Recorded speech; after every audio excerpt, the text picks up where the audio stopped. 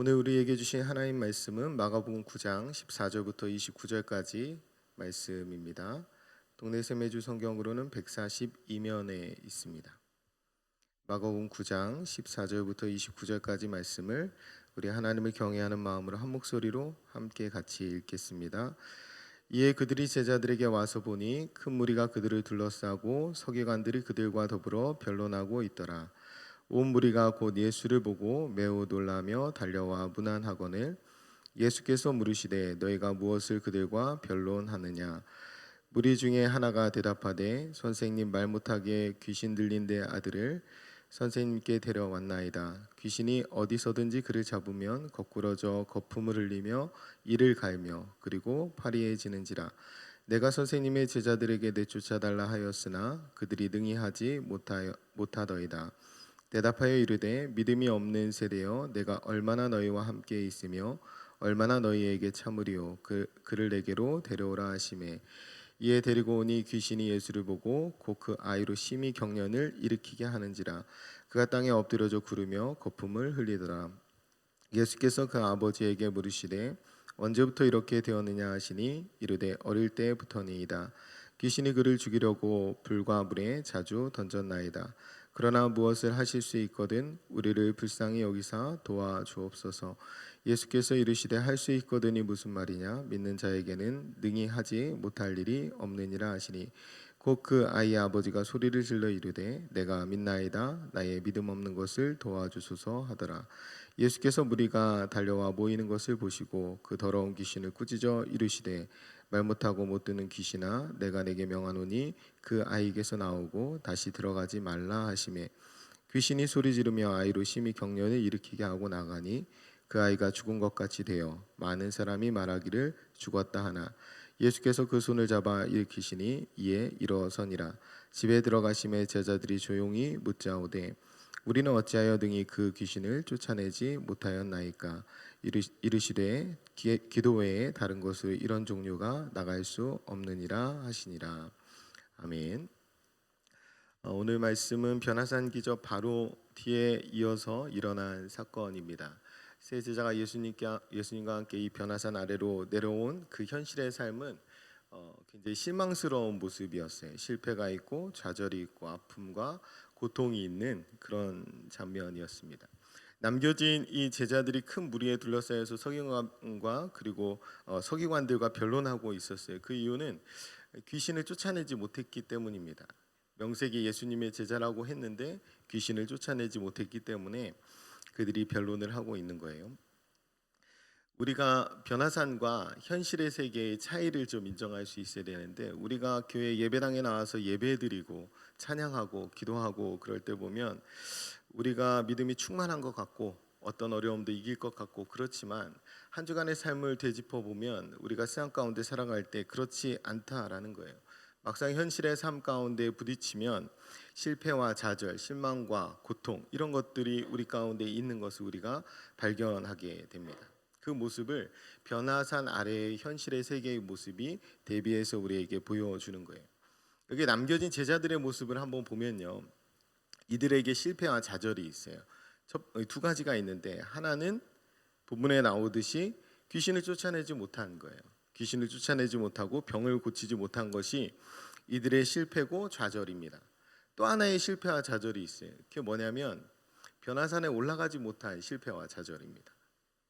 3명만 갔잖아요. 나머지 남겨진 사람들이잖아요. 14절에 보면 큰 무리가 둘러싸고 이 서기관들이 이 제자들과 변론하고 있어요. 무슨 변론이었겠어요? 니들이 제자 맞냐? 이런 변론이었겠죠. 너도 제자 맞아? 이런 거죠. 이들에게 두 가지 실패가 있다고 그랬어요.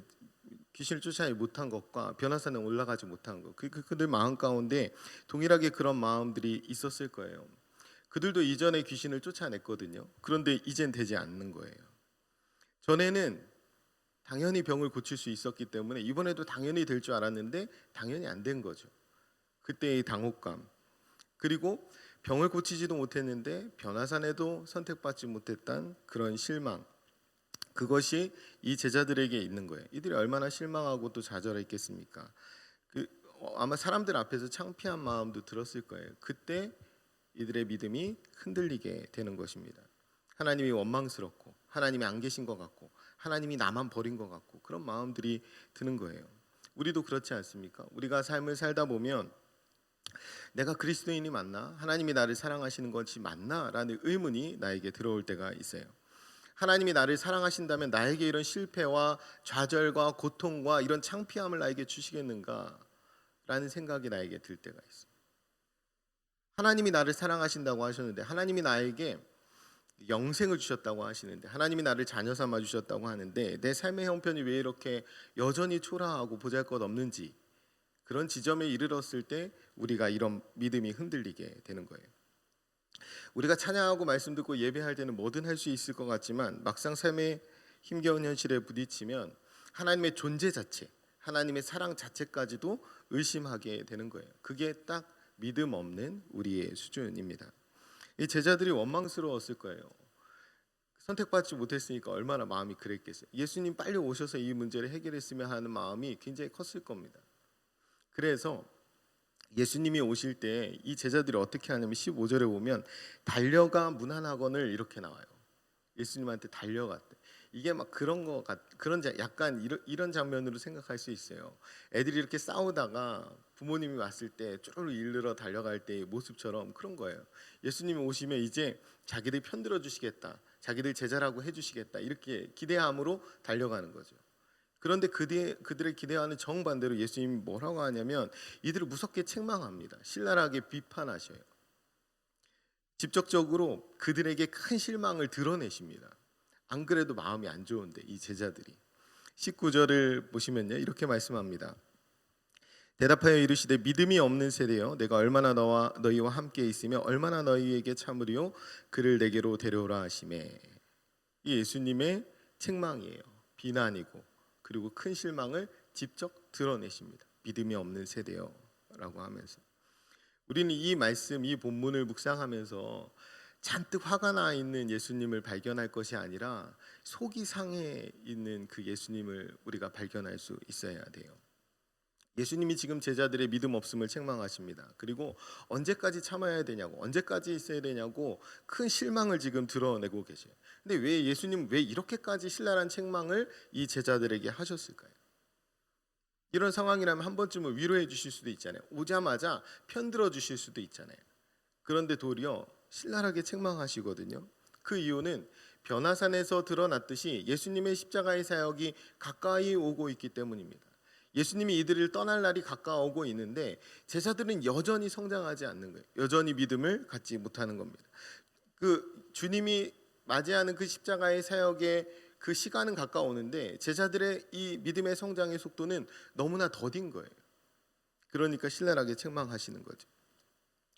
곧 이 제자들이 홀로 남겨지게 되는데 예수님 없이는 아무것도 하지 못하는 그 모습, 어린아이와 같은 모습을 여전히 갖고 있기 때문에 예수님께서 책망하셨던 것입니다. 그 무리 가운데 둘러싸여서 곤욕을 치르고 있는 이 제자들을 보면서 예수님이 속상하셨을 거예요. 우리를 한번 생각해 보세요. 우리가 십자가의 능력도 알고 우리가 하나님도 알고 말씀도 알고 그런데 세상 가운데 허약해지고 세상 가운데 수없이 넘어지고 좌절하는 것을 주님이 보신다면 동일한 마음이 우리에게 드실 겁니다. 그러면서 우리에게 하나님이 반문하실 거예요. 내가 너희에게 성령을 주지 않았느냐? 내가 너희에게 죄사함의 능력을 주지 않았느냐? 내가 너희에게 하나님의 나라를 보여주지 않았느냐? 내가 너희에게 예수 그리스도 그 생명을 너희에게 주지 않았느냐? 이렇게 반문하실 겁니다. 우리가 이 속상해하시는 그 하나님 아버지의 마음을 읽을 수 있다면 이 제자들과 달리 이미 십자가 예수님의 능력을 덧입어 구원받은 인생을 살고 있다면 우리는 반드시 달라져야 합니다. 우리는 반드시 믿음 있는 모습으로 하나님 앞에 설 수 있어야 돼요. 상황을 뛰어넘는, 상황을 극복하는 그 십자가 복음의 능력을 소유할 수 있는 저와 여러분이 되셨으면 좋겠습니다. 실망과 좌절을 넘어서는 능력을 세상 가운데 자랑할 수 있는 참된 그리스도인이 되어야 합니다. 사실 오늘 본문에는 이 속상해 하시는 하나님 아버지 외에 더 좌절한 인물이 있는데 그게 누구냐면 귀신 들린 아이의 아버지예요. 이 아이의 아버지가 어릴 때부터 거품 물고 쓰러지기를 반복하는, 그리고 심지어는 자주 불가물에 던져지고 파리해져 가는 그 아이를 볼 때 어떤 마음이 들었을 것 같아요? 그런 아이를 볼 때, 어렸을 때부터 늘 죽음의 위협 가운데 있고 귀신 들려 있는 아이를 볼 때 얼마나 마음이 속상했겠어요. 그 아이를 데리고 고쳐달라고 찾아온 겁니다. 본문에서는 예수님, 선생님께 데리고 왔다고 돼 있어요. 그런데 예수님이 안 계셔서 그 선생님의 제자들에게 부탁한 거죠. 그런데 못 고친 겁니다. 그러니까 이 제자들보다 더 의심하고 이 제자들보다 더 실망하고 좌절스러웠던 것은 이 아버지예요. 그러니까 이 본문, 오늘 본문의 상황에서 선택받지 못한 제자들, 귀신을 쫓아내지 못한 제자들의 실망과 좌절보다 이 아이의 아버지의 실망과 좌절이 더 크다라는 거예요. 그래서 예수님이 오셨을 때 22절에 이 아버지가 이렇게 말합니다. 무엇을 하실 수 있거든 우리를 불쌍히 여기사 도와주옵소서. 이 말이 뭐냐면 할 수 있으면 뭐라도 좀 해달라는 거예요. 그러니까 별로 믿음 있는 말은 아닙니다. 이게 예수님을 찾아 나설 때는 이 아버지에게 분명히 믿음이 있었을 거예요. 그런데 이 제자들의 실패로 인해서 오히려 의심하게 되는 거죠. 그럼 그에게 예수님이 유명한 말씀을 하십니다. 할 수 있거든이 무슨 말이냐? 믿는 자에게는 능치 못할 일이 없느니라. 하나님을 믿는 자에게는 능치 못할 일이 없느니라. 하나님에게는 능치 못할 일이 없느니라. 이 말씀이에요. 그래서 이 아버지가 큰 소리질러 이렇게 말하죠. 내가 믿나이다. 나의 믿음 없는 것을 도와주소서. 이것이 아버지의 기도거든요. 내가 믿나이다. 나의 믿음 없는 것을 도와주소서. 내가 믿고 싶습니다. 믿겠습니다. 그런데 잘 믿어지지 않습니다. 나에게 믿음을 좀 주십시오. 이런 기도예요. 여러분 이 말을 잘 보세요. 내가 믿나이다. 나의 믿음 없는 것을 도와주소서. 정반대말입니다. 내가 믿나이다. 난 믿음 있습니다. 난 믿고 있습니다. 이 말과 나의 믿음 없는 것을 도와주소서. 난 믿음 없습니다. 이 정반대말 아닙니까? 믿음을 기도는 하지만 막상 우리 내면 안에 하나님을 온전히 믿지 못하는, 전적으로 신뢰하지 못하는 모습을 발견할 때가 있어요. 믿고는 싶은데 하나님 믿어야 하는 건 알겠는데 그 믿음이 없는 것을 내 안에서 스스로 발견하게 되는 게 우리의 실존입니다. 우리의 현실이에요. 신약 성경에서 놀라운 분기점이 되는 것이 베드로의 신앙 고백입니다. 베드로가 주는 그리스도시요 살아계신 하나님의 아들이라고 고백하죠. 그 고백을 주님께서 귀하게 여기시고 하나님이신 고백이라고 하시고 그 고백 위에 내 교회를 세우겠다고 말씀하셔요. 그만큼 베드로가 위대한 믿음을 소유했고 위대한 고백을 하나님 앞에 했습니다. 그런데 그가 사람들 앞에서 이 주님을 그가 그 입으로 그리스도시요 살아계신 하나님의 아들이라고 고백했던, 시인했던, 인정했던 그 이름을 3번이나 부인해요. 그 스스로 인정한 예수님을 사람들 앞에서 계속 부인하는 겁니다. 예수님 앞에서와 사람들 앞에서, 그러니까 예수님 앞에서의 믿음과 사람들 앞에서의 믿음이 이 베드로가 달라진 것 같아요. 믿음이 분명히 있는 것 같았는데 믿음이 하나도 없는 것 같이 바뀌어버렸어요. 이게 우리의 실존이라는 거예요. 베드로와 같이 대단한 믿음을 소유한 것 같다가도 형편없는 불신앙을 드러내는 것이 우리의 실존입니다. 베드로와 같이 사람들 앞에서는 당최 우리의 믿음을 드러내지 못하는, 우리의 믿음의 능력을 발휘하지 못하는 것이 우리의 실상이에요. 믿고 싶은데 현실의 실패와 두려움과 좌절과 그런 일들을 우리가 경험하게 되면 우리의 믿음이 다 흔들려 버리는, 믿음을 다 잃어버리는, 그것이 우리의 안타까움입니다. 우리의 믿음 없는 현실이에요. 그러나 예수님 누가복음 22장에서 이 베드로를 위해서 이렇게 말씀합니다. 시몬아 시몬아 보라, 사탄이 너희를 밀가부르듯 하려고 요구하였으나 그러나 내가 너를 위하여 내 믿음이 떨어지지 않기를 기도하였노니 너는 돌이킨 후에 내 형제를 굳게 하라. 아멘. 예수님은 베드로의 믿음 없음을 미리 아시고 그 믿음이 떨어지지 않도록 기도하셨던 거예요. 오늘 본문에서 예수님께 찾아온 귀신 들린 아이의 아버지의 한 기도가 바로 이 기도입니다. 내가 믿나이다. 나의 믿음 없는 것을 도와주소서. 믿음이 떨어지지 않도록. 제자들이 예수님과 같이 귀신을 쫓아낼 수 없었던 이유는 이 기도를 하지 않았기 때문에 그래요. 당연히 될 줄 알았죠. 전에 했으니까. 기도하지 않는 겁니다. 내가 할 수 있을 것 같이 생각되는 거예요. 하나님이 하실 수 있는 것을 믿고 하나님의 전능을 의지하는 것이 기도인데 하지 않는 겁니다. 내가 할 수 있다고 생각하는 거예요. 나의 믿음 없는 것을 도와주소서. 나에게 믿음을 더해 주소서. 내 믿음이 떨어지지 않도록 도와주소서. 이것이 우리가 해야 할 진정한 기도입니다. 믿음 없는 우리의 현 주소를 하나님 앞에 고백하고 하나님이 주시는 겨자씨만한 믿음, 겨자씨만한 믿음이 있기만 하면 산을 옮길 수 있는 능력이 하나님이 주신다는 사실을 우리가 믿고 하는 것이 기도입니다. 그러니까 나를 의지해서 하는 것이 기도가 아니라 하나님을 의지해서 하는 것이 기도예요. 우리가 하나님을 믿는 것인지 기도를 믿는 것인지 구분해야 합니다. 여러분, 하나님을 믿는 것과 기도를 믿는 것은 완전히 다른 말이에요. 우리가 하나님이 하실 수 있는 능치 못할 일이 없는 하나님을 믿는 것과 내가 기도를 수단 삼아서 살아가는 것은 전혀 다른 이야기입니다. 나는 할 수 없지만 내가 겨자씨만큼이라도 하나님을 의지하면 하나님은 하실 수 있다는 믿음을 가지고 하는 것, 그것이 기도입니다. 나의 무능을 철저히 고백하고 하나님의 전능을 의지하는 것, 그것이 진정한 믿음이요 또 진정한 기도인 것입니다.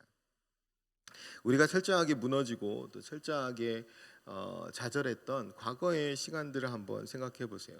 그때 우리가 하나님을 어떻게 의지했는지, 우리가 그때 하나님을 얼마나 의지했는지 떠올려 보시기 바랍니다. 우리의 첫 신앙을 한번 생각해 보세요. 그때 가진 내 믿음이 고작 겨자씨만한 것이었지만 그것의 생명력을 불어넣으시고 예수 그리스도의 십자가의 능력으로 어떻게 나와 함께 하셨는지 그 사실들을 되짚어 보시기 바랍니다. 나는 정말 믿을 만한 존재가 못 된다고 내 스스로 인정하게 될 때에, 실패와 좌절과 심지어 죄로 무너질 때에, 그때가 바로 하나님을 향한 진짜 믿음이 시작되는 때입니다. 여러분, 우리 스스로 작아지거나 무능해지는 것을 두려워하지 않았으면 좋겠어요. 실패와 좌절과 아픔과 고통, 현실의 일들에 우리의 마음이 쫄아들지 않았으면 좋겠습니다. 더욱 하나님을 바라보고 우리의 온전치 못한 믿음, 우리의 절망적인 상황 때문에 하나님을 의심하지 않았으면 좋겠습니다. 오히려 그 두려움과 의심을 더욱 간절한 기도의 동력으로 삼을 수 있는 저와 여러분이 되셨으면 좋겠습니다. 더욱 십자가를 바라볼 수 있는, 믿음의 주요 온전케 하시는 예수님을 바라볼 때, 그때가 바로 우리가 가장 믿음 있어질 때임을 잊지 마시기 바랍니다. 우리 아이 아버지에게 있었던 하나님만 바라보는 그 간절한 마음이 우리 안에 있기를 축복합니다. 예수님께서 십자가상에서 고통 가운데 하신 말씀 중에 절반 이상이 기도였어요. 여러분, 기도는 그렇게 하는 겁니다. 기도는 그럴 때 하는 것입니다. 변화산을 내려와야 하는, 그래서 현실의 삶을 살아야 하는 우리에게는 실패와 좌절과 아픔과 고통이 반드시 있습니다. 여러분이 그것을 두려워하지 않았으면 좋겠어요. 그것들 때문에 하나님을 잃어버리지 않았으면 좋겠습니다. 그것들이 결코 우리를 무너뜨리지 못합니다. 오늘도 임마누엘 주님께서 우리가 기도하실 때에 우리에게 믿음을 주시고 또 우리를 지켜주시기 때문에 그렇습니다. 능력의 주님, 믿음의 주여 온전케 하시는 그 예수님을 바라보면서 오늘도 믿음 가운데, 기도 가운데 승리하는 저와 여러분이 되시기를 간절히 축원드립니다. 기도하겠습니다. 참 좋으신 아버지 하나님, 감사합니다. 이 아침에도 주님 앞에 나와 기도하며 하루를 시작하게 하시니 감사합니다. 하나님, 오늘 말씀에서 가르쳐 주신 것처럼 믿음이 있는 것 같다가도 믿음이 전혀 없는 수준을 드러내는 것이 우리의 실존임을 고백드립니다. 그러나 그때가 바로 전능하신 하나님, 우리의 무능을 깨달을 때가 하나님의 전능을 의지할 때임을 우리가 이 시간에 깨닫게 하시니 또한 감사합니다. 하나님, 우리가 주님 앞에 진정한 믿음의 기도를 올려드릴 수 있도록 도와주옵소서. 나를 의지하는 것이 아니라 하나님을 의지하는 참된 믿음을 우리에게 허락하여 주옵소서. 오늘도 살아내야 할 우리의 현실의 삶에는 여전히 실패와 좌절과 아픔과 고통이 있겠지만 저희들 그것을 두려워하지 않게 하시고 하나님을 잃어버리지 않게 하시고 우리와 영원까지 함께 해주시겠다고 약속하신 임마누엘 주님과 함께 넉넉히 이기는 복된 하루로 인도해 주옵소서. 우리의 믿음을 지켜주시고 우리의 기도에 응답해 주실 것을 믿으며 살아계신 예수님의 이름으로 기도드립니다. 아멘. 시간 다음과 같은 기도의 제목으로 기도드리겠습니다. 지금 들은 말씀이 내 삶으로 이어지게 하옵소서. 우리 교회를 세속적 가치와 코로나의 위험으로부터 지켜주옵소서. 성도들의 가정과 생업을 코로나로부터 지켜주옵소서. 주일을 준비하는 사역자들에게 성령의 은혜를 덧입혀 주옵소서. 우리 교회 말씀 묵상이 더 깊어지게 하시고 소그룹 모임이 활성화되게 하옵소서. 우리나라가 정치, 경제, 사회적으로 안정되게 하시고 세계 각국에 평화를 주옵소서. 공동 기도문의 기도 제목과 여러분 각자의 기도 제목에 따라 기도하시다가 삶의 자리로 나아가시겠습니다. 다 같이 통성으로 기도하겠습니다. 참 좋으신 아버지 하나님 감사합니다. 하나님께서 오늘 아침에 우리에게 말씀해 주신 귀한 말씀을 마음에 간직하고 하루를 살아갈 수 있도록 주님께서 인도하여 주시옵소서. 거룩하신 아버지 하나님, 우리가 변화산을 내려와 세상 가운데 십자가의 길을 걸어가는 그리스도인의 삶이 우리 가운데 시작되었는데 그 삶은 현실에 여전히 고통이 있고 좌절이 있고 실망이 있고